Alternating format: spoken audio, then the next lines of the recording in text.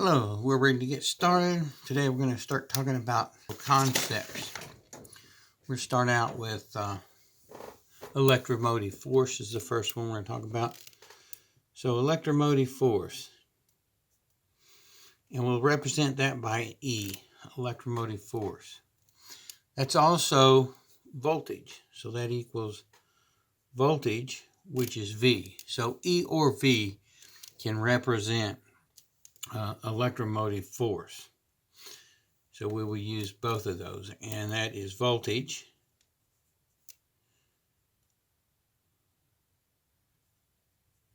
and it's measured in volts. So it's electromotive force, voltage, and it's measured in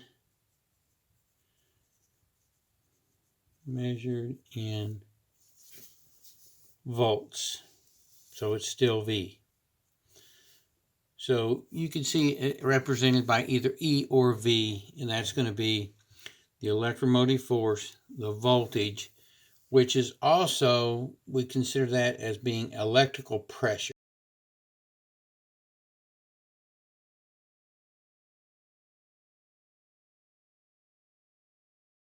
So you take a garden hose, for instance, and you turn on the water. Okay, the water only goes out a little while, because when you turn on the water and the water's flowing out of your garden hose, then you don't have a lot of pressure. Yeah, maybe 50 pounds or something in the water lines in your house, but coming out of the hose, that pressure drops way down because you don't have it contained. But if you stick your thumb over it, you increase the pressure. You restrict the flow more, but it will shoot farther. So we kind of think about voltage the same way. So voltage is pressure, and the lower voltage, and that's not what hurts you in the incident. If you get electrocuted or something, the pressure is not what hurts you. The voltage, it's the flow. But the more voltage you have, the further it can reach out and get you. Like if you spray somebody with a water hose, they're 10 feet away. You can't get them just with the water coming out of the hose. But if you put your thumb over it and increase the pressure, you can shoot way out there, and then you could get them. So that's kind of how I try to think about a voltage, electromotive force, voltage, measured in voltage. The next thing, so that's either E or V usually. We'll just put those back down here somewhere. E or V, we're going to call voltage or electromotive force. The next one we're going to talk about is current. We use I to represent current. And that is how much is flowing. So back to the water hose, that's how much water is flowing through it. The more pressure you can actually force more flow through, but the amount of water under more pressure, you could put more water through. So you could increase the current by increasing the pressure. So we can increase the voltage, we can increase the current as well. Current is measured in, and we'll just do that. And I write this down because that's good practice. If you want to remember this stuff, then writing it down is a good way to do it. And it's measured in the Ampere. Ampere. Or we usually just say amps. A big A is amps. Okay, and so we had electrical pressure. Now this is going to be the flow. Current or the flow. How much electricity is flowing by a certain point, or how much flow we have. And that's represented by I. The next major one we have is R, is resistance. The resistance. Okay. So we have resistance. In the example of the water hose, I put my thumb over it, and that was resistance, which in that example, it caused the pressure to go up. But normally our voltage is whatever our voltage is. Putting resistance won't make the pressure go up, but it will decrease the flow. So resistance is R, and it is measured in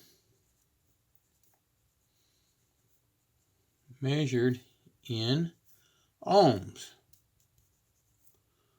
ohms, which equals the omega sign. And I'm not an artist, you know, so here, I'll try to do a little better than normal. Normally my omega sign looks about like that. Okay, so we got electrical pressure, flow, and then this is resistance, or we could even say impedance. And we'll talk about the difference between impedance and resistance later on. But for right now, in the DC series, circuits, in the DC circuits, we're just going to think about impedance, resistance. It's just the opposition to current flow, right? Opposition to current flow, to I flow.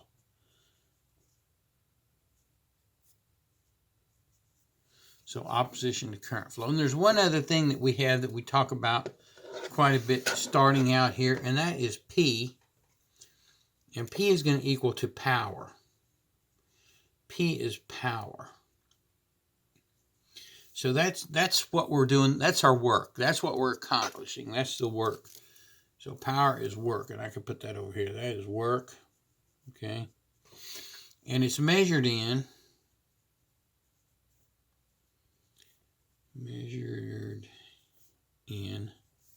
watts. Okay. Watts. Which equals big W. I will note that with power, we also have, when we talk about alternating currents, we're going to start dealing with apparent power, which is a little bit different. But watts is also equal to volts times amps. And I should have put that down here. So this is, yeah, that's work. Sorry, that was right. Just a little tiny eraser here. So that's work. So volts times amps. A lot of times you may just see it as VA. So for us starting out, VA and power is the same thing. Now when we get into alternating current and some more complex stuff going on, inductive reactance, capacitor reactance, you don't need to worry about that yet. But when we get to there, then it's going to be a little bit more involved. But for right now, just remember power is volts times amps. So if I take that pressure and I take the flow, multiply those together, that's how much work is getting done. That's what's occurring. So if the pressure goes up and the resistance stays the same, then my power will go up.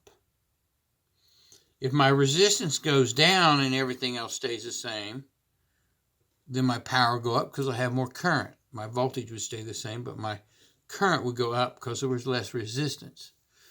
And we're going to see that. I'll show you that in a little simple example. So let's just do a little example here. First, let's do the two charts that we're going to use. We're going to make a couple of pie charts here that we use with Ohm's law. And the first one is going to be EIR. I'll put a line right there. And the second one, and we're doing most of our calculations, we can do from these two formulas, PIE. So when we start calculating circuits and how circuits work to understand what's going on, we're going to use these two formulas basically. These are just little pie charts. All you have to do is just hold your finger over the one you're looking for, and then you can do the math for the other one. This would be, if I was looking for voltage and had I and R, I times R would equal voltage. If I had voltage and resistance, and I'm looking for I would put my thumb over I, and it would be E divided by R would equal I. So that's how that works. So now we need to understand a little bit about a circuit. So I'm just going to do a little DC circuit here. And I'll do a battery. And I'm just going to put a switch in here. I'm going to put it closed though. And then this will be my load. I'll put a resistor right there. All right. So this is just a simple circuit with a simple resistance. So let's say this is 12 ohms of resistance, just for sake of saying. And let's say this is a 12 volt battery. Okay. First of all, to explain what a circuit is really a circle, okay? If you go, and this is unbroken, and I have a path all the way around here, that's a complete path from the negative to the positive of the battery. The battery is my voltage source. If I have a complete path, that's a circuit or a circle. If I open this switch now, it wouldn't be a circuit anymore, it'd be open. So I have to have that closed. So now I've got current flow here. I've got a voltage potential. I've got impedance with this resistance. And then, so I'm going to have current in here. So I made this real easy. So we're looking for current. We put our finger over the eye. It's 12 divided by 12 equals 1 amp, right? So that's 12 volts, 12 ohms would give you 1 amp of current flow through this circuit. All right, and this is my power. So this is just a resistive load. So the power, we'll do this. We'll hold our thumb over the P, is I times E, right? So 1 times 12. So the power for this resistor is going to be 12 watts. Now notice there's only one path of current flow here. So this 1 amp is going to be my total current. This 1 amp is going to go through this resistor. It's got nowhere else to go. So it's going to be 1 amp. So we're going to start solving our first problem here.